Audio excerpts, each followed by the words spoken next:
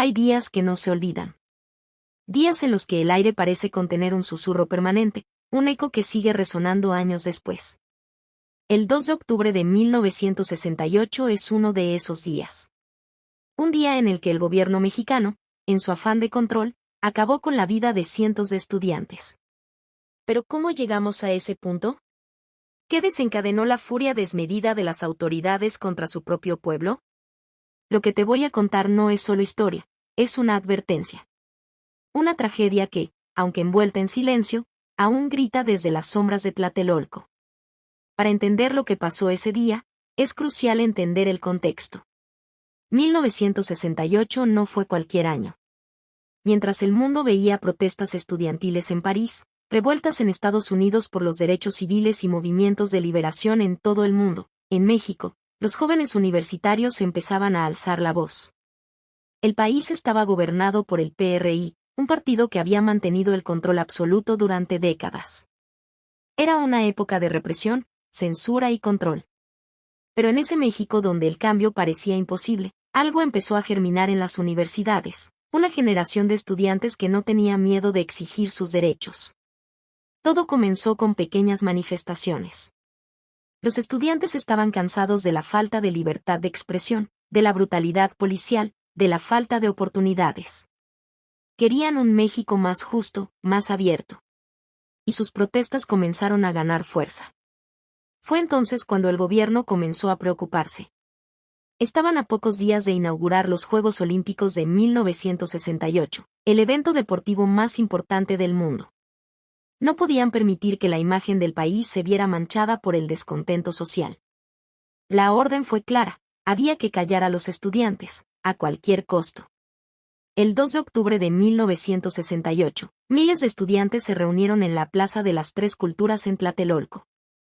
Iban a marchar, a manifestarse pacíficamente.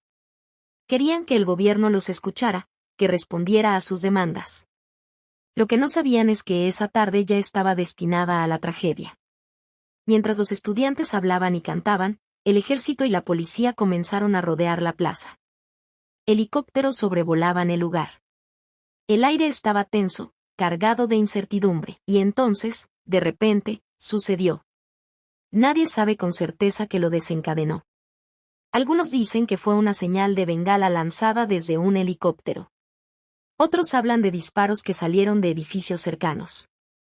Lo que sí es claro es que, en cuestión de segundos, la plaza se convirtió en un campo de batalla. Los disparos comenzaron a llover sobre la multitud. Cuerpos caían al suelo, el caos se apoderó de todos. Los estudiantes, que solo buscaban ser escuchados, corrieron para salvar sus vidas, pero no había escapatoria. Las fuerzas del orden, en lugar de proteger a la ciudadanía, se convirtieron en verdugos.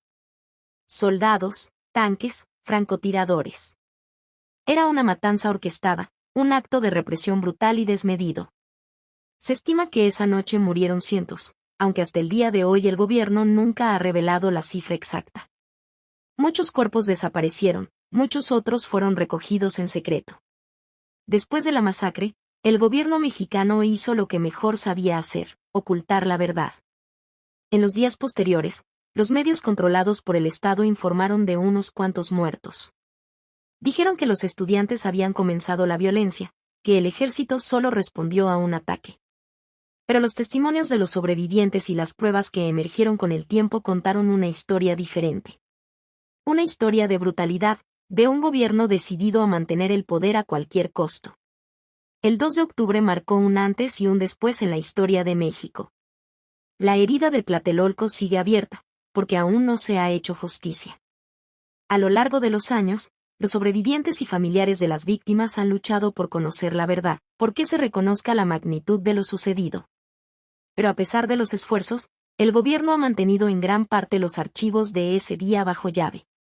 La sombra de Tlatelolco sigue presente, un recordatorio de lo que puede suceder cuando un gobierno se siente amenazado por su propio pueblo. El 2 de octubre no se olvida.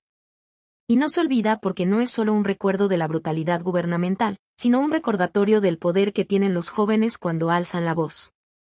Los estudiantes de 1968 sabían que estaban peleando por un México mejor, un México libre y justo. Sus voces fueron silenciadas, pero sus ideales siguen vivos hoy. Cada vez que marchamos por nuestros derechos, cada vez que exigimos justicia, estamos continuando la lucha que ellos comenzaron. La represión no puede ahogar los sueños, y aunque intentaron borrar las huellas de la matanza, la memoria de ese día vive en el corazón de México. Porque, al final, las ideas no pueden ser asesinadas. Hoy, más que nunca, es necesario recordar y reflexionar, ¿qué tipo de país queremos? ¿Estamos dispuestos a permitir que la historia se repita, o tomaremos las riendas de nuestro futuro? El 2 de octubre nos enseña que la lucha por la justicia nunca es en vano, pero también nos recuerda lo que puede suceder si permitimos que el silencio se imponga. El silencio, como aquel día, también puede matar.